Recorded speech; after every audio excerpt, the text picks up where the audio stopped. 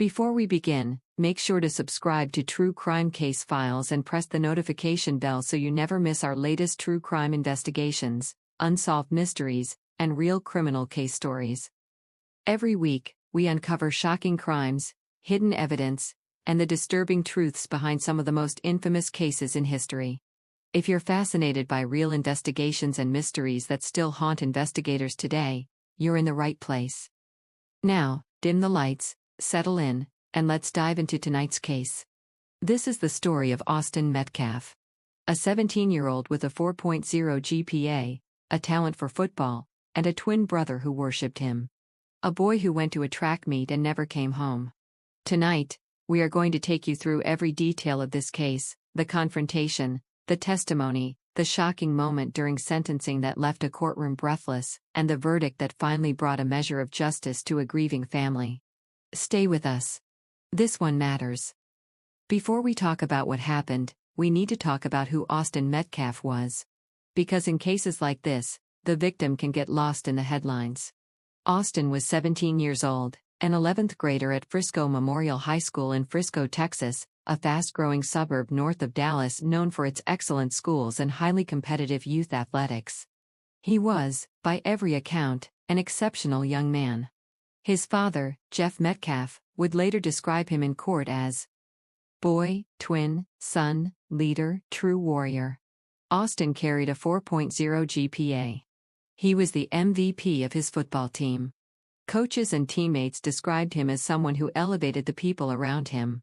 But perhaps the most defining relationship in Austin's life was the one with his twin brother, Hunter. The two were inseparable.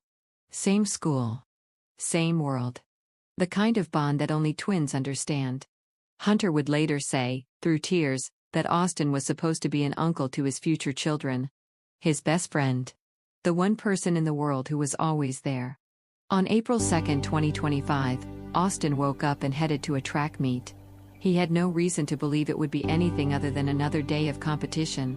He was wrong. The event was a Frisco Independent School District track and field competition held at David Kuykendall Stadium. Multiple schools were competing that day.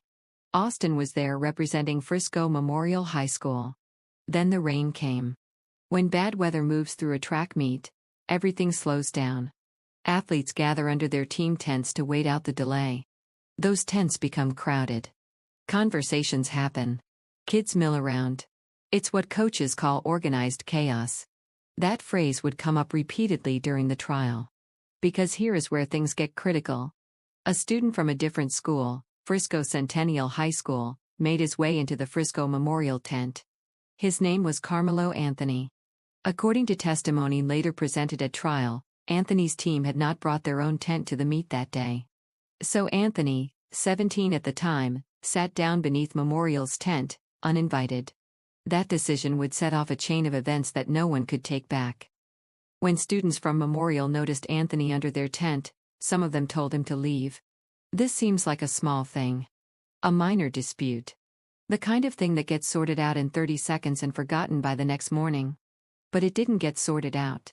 According to witness testimony, Anthony refused to leave. He engaged in a prolonged verbal argument with the students around him. One witness, a 17-year-old fellow track athlete, testified that students asked Anthony to leave repeatedly and that Anthony never complied. This same witness testified that no group of students ever ganged up on Anthony or surrounded him in a threatening way. Then Austin Metcalf got involved. Tensions escalated. Voices rose.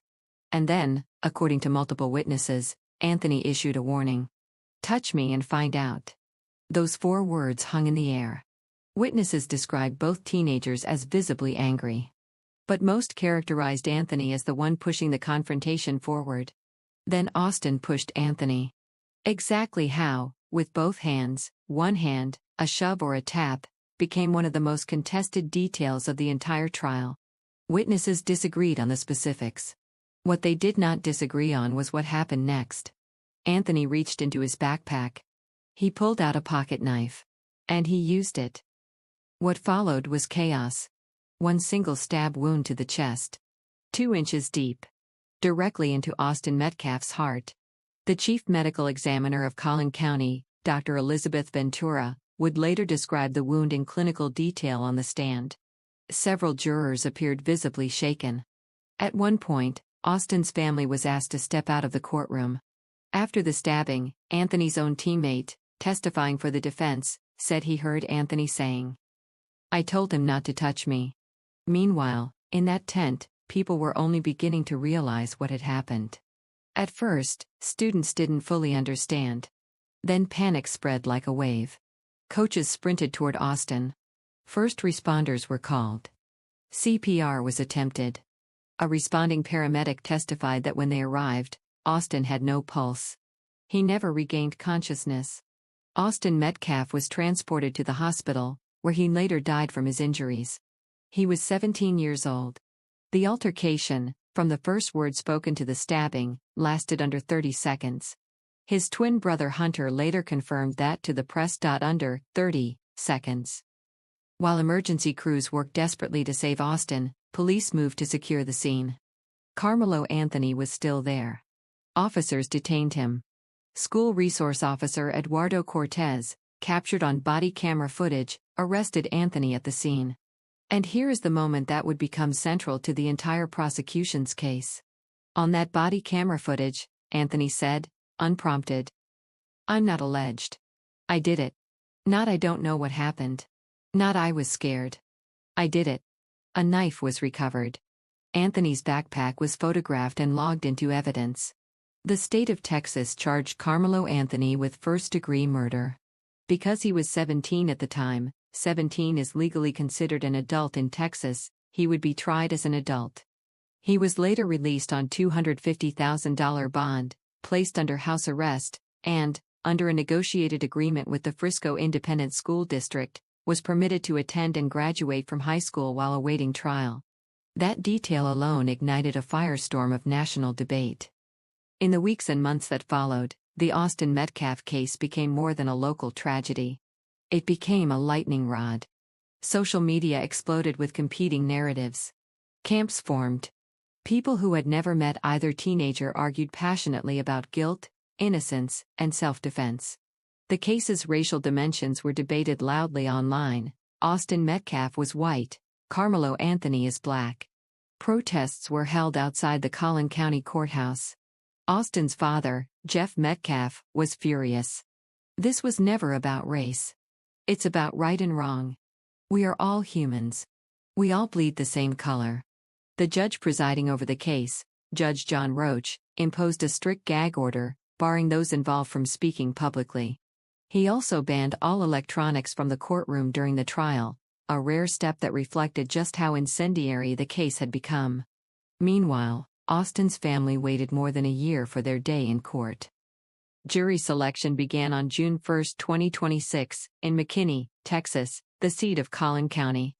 The selection process itself became controversial. The defense argued that the prosecution had improperly dismissed 3 potential black female jurors. Despite the controversy, the trial proceeded. Opening statements were delivered on June 4, 2026.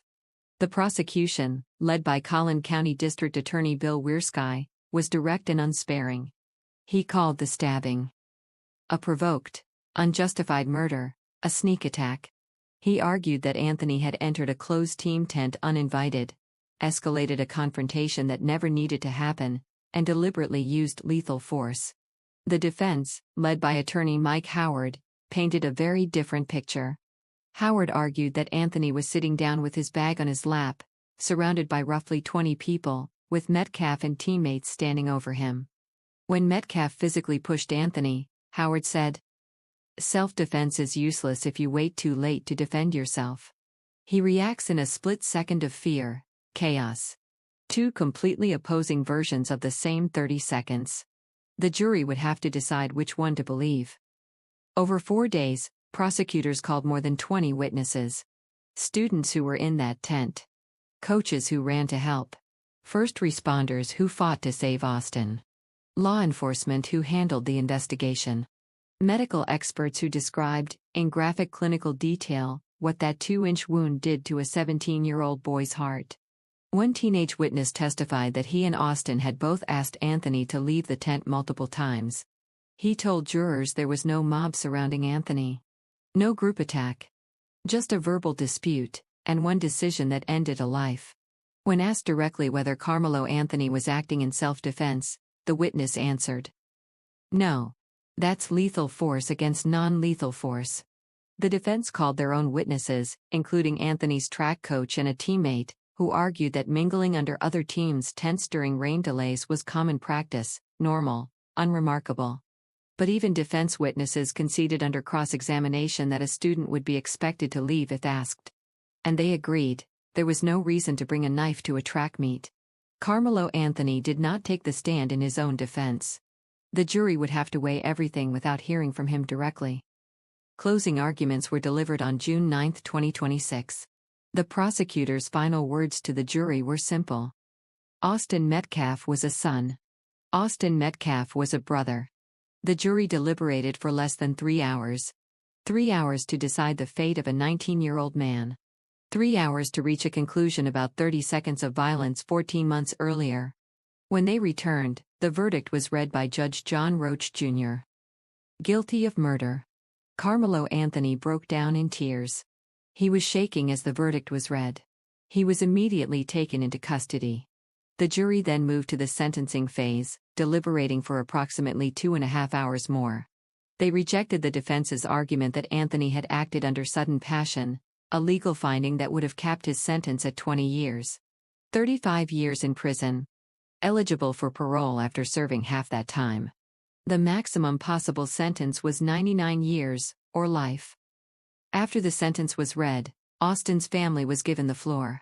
What happened next was among the most raw, devastating, and powerful moments the Collin County courtroom had ever witnessed. Austin's mother, Megan, spoke first. Through tears, she told Anthony, "Now my house is quiet." Austin's laughter would fill the room. "You should feel lucky, because I've been sentenced to a lifetime without my son." Austin's father, Jeff, addressed Anthony directly. Court officers stepped toward him as his voice rose. "We were robbed. You're going to prison. I forgave you the day it happened. I don't forgive what you did. You can't look me in the eyes, but you can stab my son." Then Hunter took the stand. Austin's twin brother. Making his first appearance in that courtroom. The one who held his brother as he died. Hunter asked Anthony to look him in the eye. Slowly, Anthony looked up. "What I've been doing this last year is trying to learn how to forgive. I've been choosing God. Trying to understand why he had to go. You took a son, a brother, a friend, my best friend, from this world. You took someone who was supposed to be an uncle to my kids.